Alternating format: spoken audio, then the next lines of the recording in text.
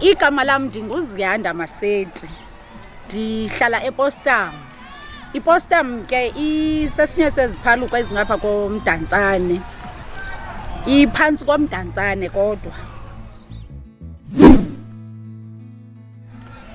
uLouis Agri ndimjoyine nge-1 ka-Agasti 2025.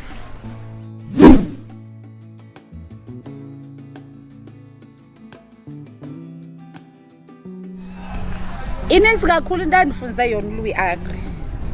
Okokuqala bendingumuntu obehleli phaa endlini ndingezinto. Bendinayo ibhizinesi phaa ethubeni but ndatshona kuyo. So kuthe kofika lento kaLouis Agri ngoba endlini bekunzima kakhulu ngendlela esisimanga umyeni wami akaphangeli. So uthe ke ngokukovela lento kaLouis Agri ibe luncedo kakhulu endlini kwenza ngoba siyakwazi ngokuba nento esiyibeka phezulu kwetafile. Bekunzima ngendlela emangalisayo endlini. Kodwa ngokufika kwakhe ufike wenza umehluko omkhulu uLouis Agri.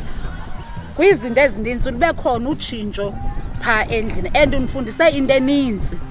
Ngoba into edibene nolimi ibingiyinto endingayihoyanga. Bendiyibona nje abantu belima but mna bendingayikhathalelanga, bendingakuboni ukubaluleka kokulima. But ndithanda ungena apha kwaLouis Agri nditsho ndakubona into yobana ukulima kubalulekile. And ukulima nendlala endlini iyagxothakala indlala. Njengoba ndingumuntu ongumama ke ngoba beni-citizen bene-veg funeke ndiphume ndiyothenga kuloo mali ndingenayo. Kodwa ndithanda ungena apha kwaLouis Agri ndatsho ndayazi into yokubana kufanele ukuthi ndiyalima ndingathengi yonke into endlini. Kube i-veg ndingayithengi ndizokwazi uyifumana apha eyadini ndiyilime. So undifundise into eninzi kakhulu uLouis Agri and bendingayinakanga mos into edibene nolima, bendingayazi into yobana kwenziwa ntoni kwenziwe ntoni xa kulinywayo. Kodwa ngoku ndifunde lukhulu nditsho ndayazi into yokubana kulinywa njani and zintoni izinto ezibalulekileyo ekufanele uba ndizenze xa ndilimayo ukuze izivuno zam zizoba rayithi. And bendingayazi nento yobana xa kulinywa mos kunezinto thina singabantu esiye sizisebenzisele zona ngokolwazi lwethu, into ezifana nee-chemicals esiye sizisebenzise xa silimayo. So ndiye ndafunda apha kwaLouis Agri into yobana azidingeki ezaa zinto.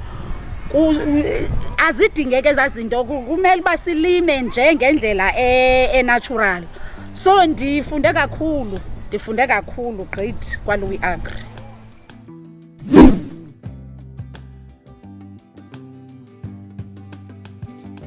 Into endiyiplanayo xa ndiphuma apha kwaLouis Agri, ndiplana into yokubana ndilime and ndingadlali, ukwenzela into yokubana njengoba bendinestand sokuthengisa inyama nje, nditsho ndikwazi into yokubana ndizivulele nestand seveg ngoba ekuhlaleni kwam iveg yona iyadingakala.